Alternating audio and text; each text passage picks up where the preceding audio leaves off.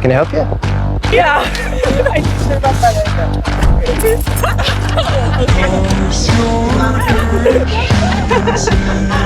How do you do that?